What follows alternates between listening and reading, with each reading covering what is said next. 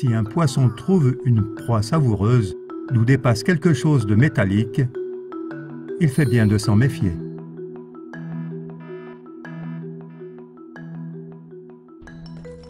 C'est aussi valable pour ceux qui découvrent les 5 lois savoureuses des 10 lois au total des Guidestones de Géorgie. Bien qu'on y parle de la protection des personnes et des nations par des lois logiques et une justice convenable, de la vérité, de l'harmonie et d'autres choses encore, si on regarde de près, apparaissent de temps en temps quand même 5 nouvelles lois extrêmement menaçantes et vraiment mortelles.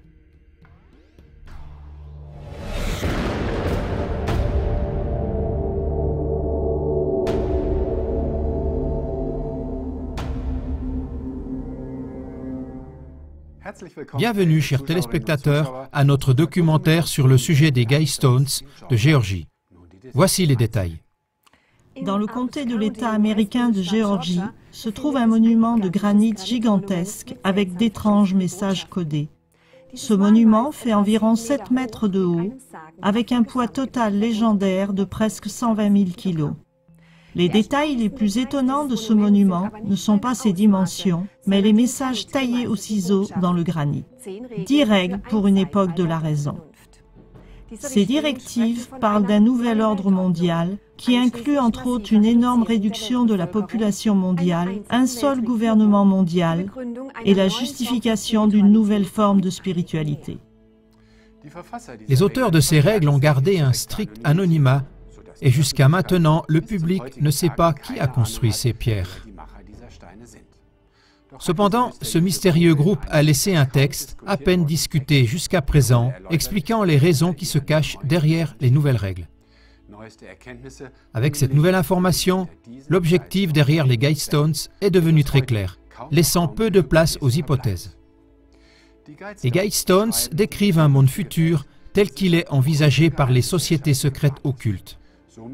Le monument est donc la preuve d'un lien existant entre les sociétés secrètes qui font débat, l'élite mondiale autoproclamée et la pression pour un nouvel ordre mondial.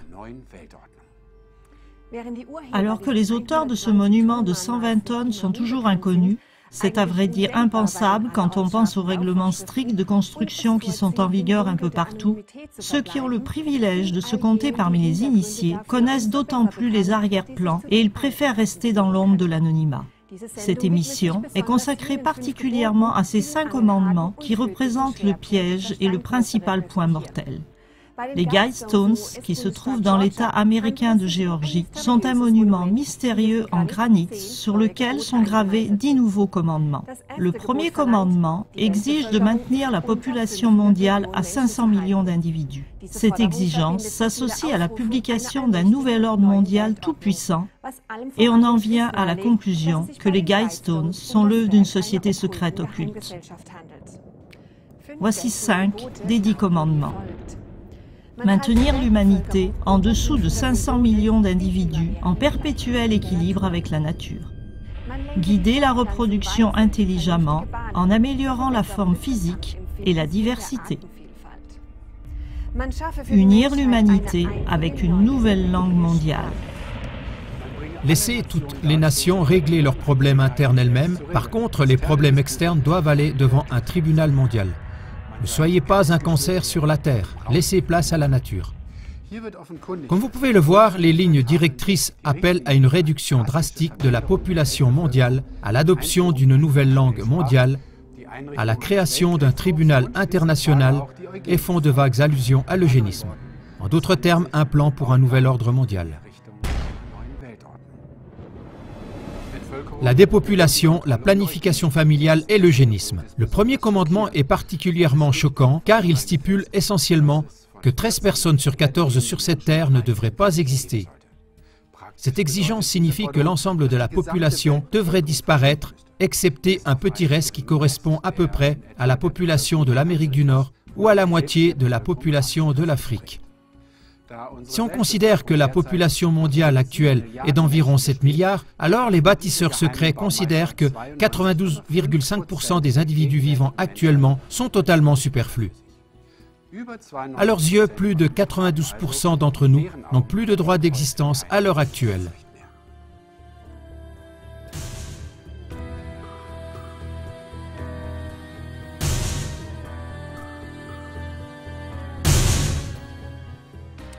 Si on pense au film 2012, très peu de personnes ont survécu. Curieusement, seulement les hommes les plus riches de la Terre. S'agit-il ici d'un programme d'avenir? Le dernier commandement des Guy Stones, ne soyez pas un cancer sur la Terre, laissez place à la nature, est particulièrement inquiétant. Car il compare la vie humaine à un cancer nuisible qui a envahi la Terre. Avec cet état d'esprit, il est facile de présenter l'extinction de la quasi-totalité de la population mondiale pour des motifs raisonnables. Et on se rend compte que ce manifeste incroyable est publié en Géorgie dans pas moins de 8 langues. Le monument, constitué de granit bleu, les Georgia Guidestones, sont censés communiquer des connaissances à plusieurs niveaux, philosophiques, politiques, astronomiques, etc. Elles se composent de 4 grands blocs de pierre qui contiennent 10 principes de vie en 8 langues. Anglais, espagnol, swahili, hindi, hébreu, arabe, chinois et russe. Un court message est inscrit au sommet de la structure en 4 langues anciennes: babylonien, grec classique, sanskrit et hiéroglyphe égyptien. Il est à noter que ces 4 dernières langues anciennes sont d'une grande importance dans les enseignements des écoles à mystère occulte, comme les francs-maçons et les Rose-Croix. Le dépeuplement massif est le but gravé en 8 langues et en même temps le but le plus élevé de l'élite mondiale autoproclamée. Et en effet, de nombreuses personnalités soi-disant importantes l'ont ouvertement appelé de leur vœu. Voici quelques exemples pratiques. En 1988, le prince Philippe de Grande-Bretagne a exprimé le souhait que s'il devait se réincarner, il puisse être un virus mortel qui permettrait de réduire la population mondiale.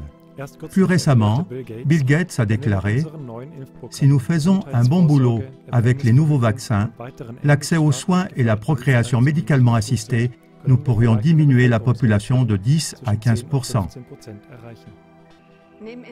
En plus des dons énormes qui ont été faits, déductibles des impôts, mais en fait destinés à promouvoir un plan de réduction de la population, il y a encore eu des réunions secrètes des élites mondiales pour discuter de ces questions. Certains milliardaires américains, parmi les plus importants, se sont rencontrés secrètement afin d'examiner comment leurs richesses pourraient être utilisées dans le but de ralentir la croissance de la population mondiale. Les philanthropes, qui ont participé à un sommet convoqué à l'initiative de Bill Gates, le cofondateur de Microsoft, ont parlé d'unir leurs forces afin de surmonter les obstacles politiques et religieux au changement. Décrit comme le bon club par un initié, il comprenait David Rockefeller Jr., le patriarche de la dynastie la plus riche d'Amérique, les financiers Warren Buffett et George Soros, le maire de New York Michael Bloomberg et les personnalités influentes des médias Ted Turner et Oprah Winfrey. À la base des monuments se trouve une tablette explicative énumérant certains des détails de la construction. Elle mentionne également une capsule temporelle qui devrait être enfouie sous la plaque en question. Les caractéristiques astronomiques sont d'une grande importance dans la conception des Guidestones. Dans une nation relativement nouvelle comme les États-Unis, les monuments qui sont alignés avec les corps célestes sont souvent l'œuvre des sociétés secrètes telles que les francs-maçons. 2 choses connues leur sont attribuées. Premièrement, leurs enseignements proviennent des écoles de mystères de l'Égypte antique, de la Grèce ou des Celtes druidiques. Deuxièmement, ils sont connus pour immortaliser dans des monuments certaines de leurs connaissances sacrées.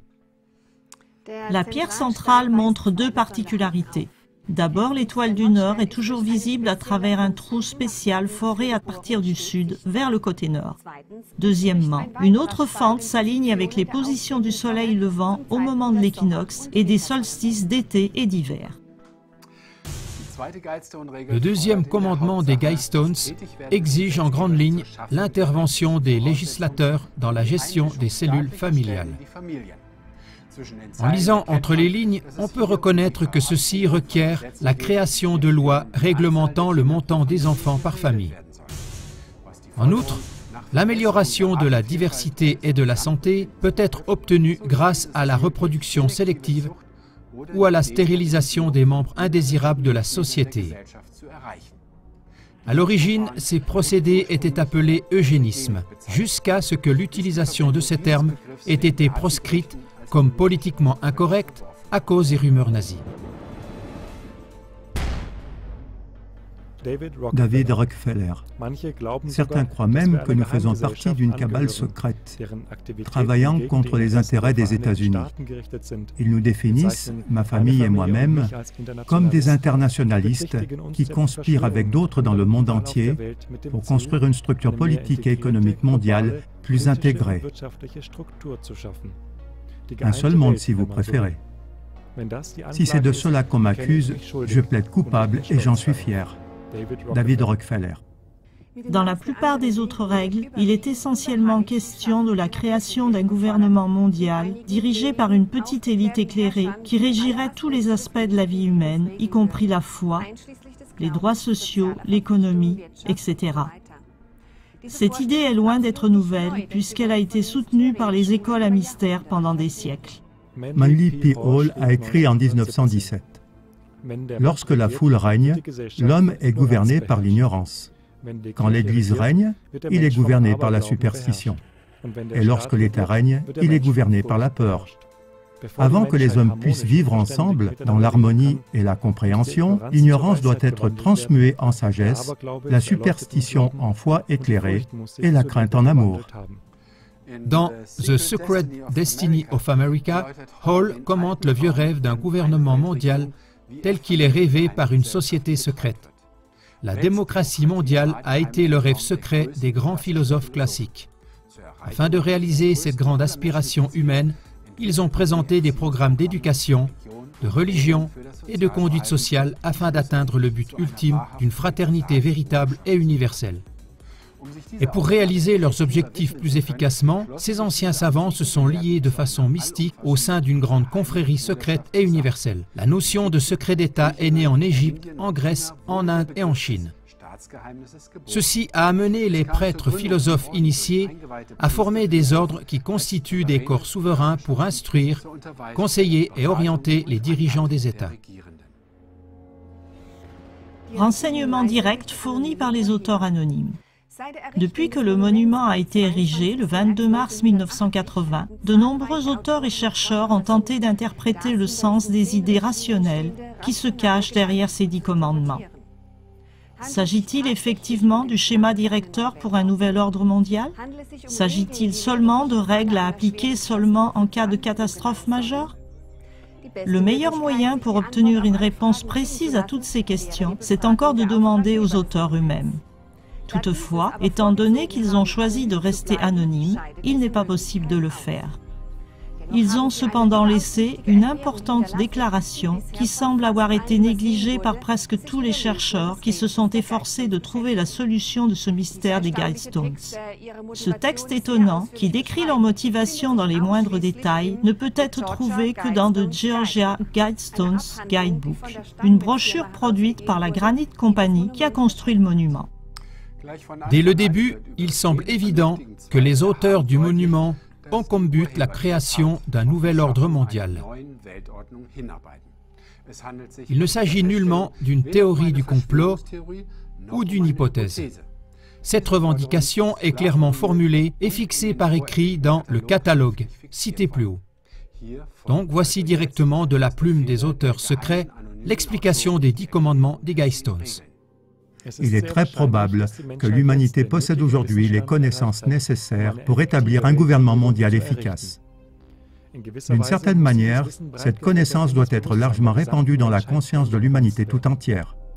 Très vite, les cœurs de notre famille humaine doivent être touchés afin de pouvoir accueillir volontiers une domination globale de la raison.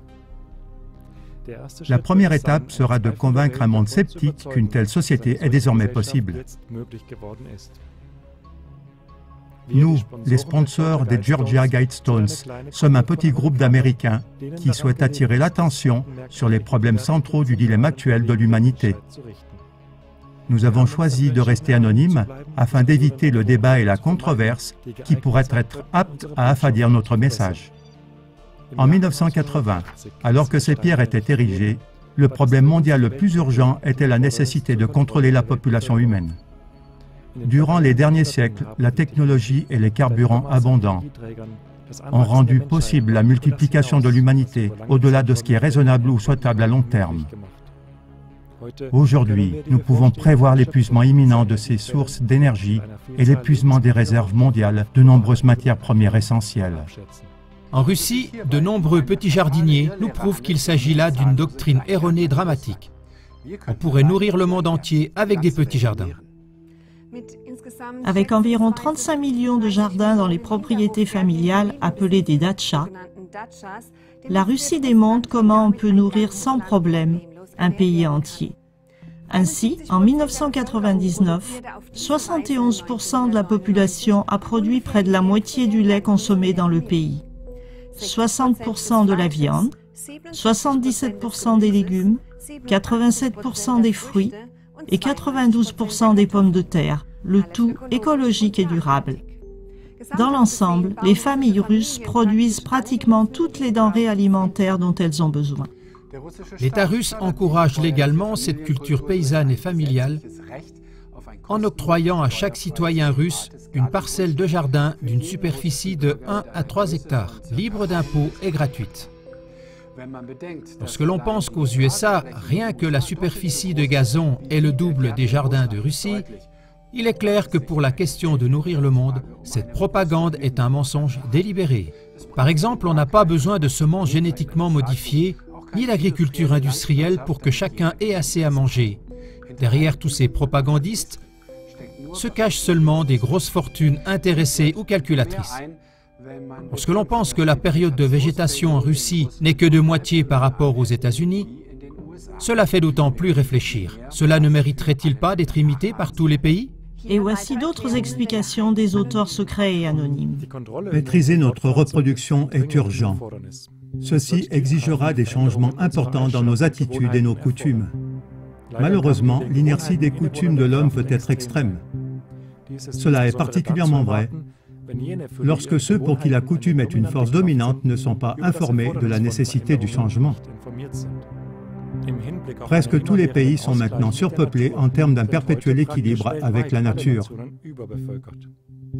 Nous sommes comme une flotte de canots de sauvetage surpeuplés, confrontés à une tempête qui approche.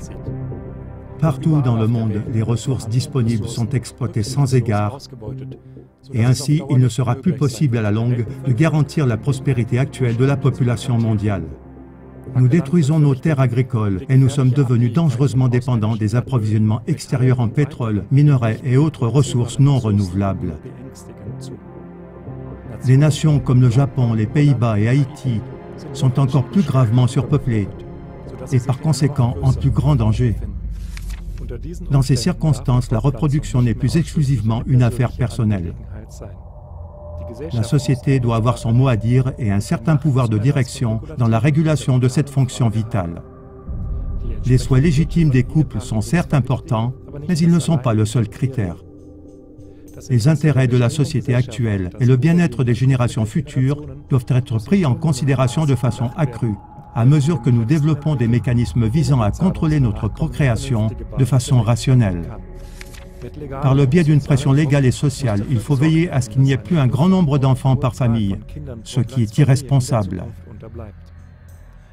Les couples qui n'ont pas de revenus suffisants pour nourrir une famille ne doivent pas avoir d'enfants. Ils deviendraient une charge pour les autres. Amener des enfants inutiles dans un canot de sauvetage surpeuplé est scandaleux. C'est injuste pour ces enfants. C'est nocif pour les autres occupants et tous les êtres vivants. La société ne doit pas encourager un tel comportement. Aujourd'hui, nous disposons de connaissances et de techniques de régulation de la reproduction humaine. Les autorités politiques à travers le monde ont une grave responsabilité de rendre ces connaissances et ces techniques largement disponibles. Ce but pourrait être atteint avec une partie des fonds que le monde consacre aujourd'hui à des fins militaires. Une population mondiale diversifiée et prospère en perpétuel équilibre avec les ressources mondiales sera la pierre angulaire d'un ordre mondial rationnel. Les gens de bonne volonté dans toutes les nations doivent travailler à établir cet équilibre. Après l'achèvement de l'ensemble central des Georgia Guidestones, notre petit groupe de parrainage a été dissous. Nous laissons le monument à la garde de la population d'Elbert County, Géorgie. Est-ce qu'un tel groupe, aux instincts idéalistes, se serait réellement dissous? Qui sont les auteurs? Pour les Guidestones de Géorgie, il s'agit d'un manifeste de francs-maçons, de Rosicruciens, qui exige ou annonce pour le monde des mesures de transformation drastiques. Ce monument a une grande signification si on veut comprendre les forces par lesquelles notre monde d'aujourd'hui et de demain s'est formé en secret. Ici se manifeste gravé dans la pierre la relation décisive entre les sociétés secrètes, l'élite mondiale et leur plan commun pour un nouvel ordre mondial. Cette insistance pour un nouvel ordre mondial, l'exigence de contrôler les naissances et les questions concernant l'écologie sont des sujets qui, en raison des événements et des développements actuels, sont discutés pratiquement tous les jours. Quand les Guidestones de Géorgie ont été édifiés en 1980, ces sujets-là ne faisaient pas encore partie des nouvelles du jour. On peut alors constater qu'à cet égard, de grands progrès ont été réalisés. Beaucoup de règles gravées sur les Guidestones concernant la conservation du fonctionnement de la Terre sont à long terme absolument raisonnables. Il y a tout un monde de différences entre les paroles idéalistes des auteurs des Guidestones et la manière dont ces règles sont appliquées sur les masses par des politiciens avides de pouvoir et de richesse. En lisant entre les lignes, on voit que la mise en pratique exige des masses la perte de nombreuses libertés personnelles et une soumission à un contrôle gouvernemental dictatorial dans de nombreux domaines de la vie, sans parler de l'élimination de 92,5% de la population. Cependant, on peut être certain que cette élite autoproclamée ne fait certainement pas partie de ce pourcentage à éliminer. Pour qu'une telle exigence sur un monument de 120 000 kilos ait pu rester anonyme et échapper aux autorités et au gouvernement, cela prouve que les plus hautes sphères du gouvernement sont activement impliquées. Aussi se pose la question de savoir si le concept d'une démocratie par et pour le peuple n'est qu'une illusion, une solution passagère jusqu'à ce que soit établi le nouvel ordre mondial. Pourquoi dans cette affaire ne va-t-on pas de façon démocratique vers les peuples du monde? Il est à supposer que pour l'élite, il est plus simple de s'assurer le consentement des peuples par des mesures de manipulation moyennant le contrôle des médias de masse. Et dans ce cas, une fois de plus, l'exception confirme la règle. Chers téléspectateurs, si les peuples ne se lèvent pas maintenant, alors cette réduction massive de la population mondiale va être réalisée. Ne restez pas passifs, distribuez ce film autour de vous. Au revoir. Quagmire TV. Ce ne sont pas des citoyens transparents dont nous avons besoin, mais des médias, des politiques et des barons financiers transparents.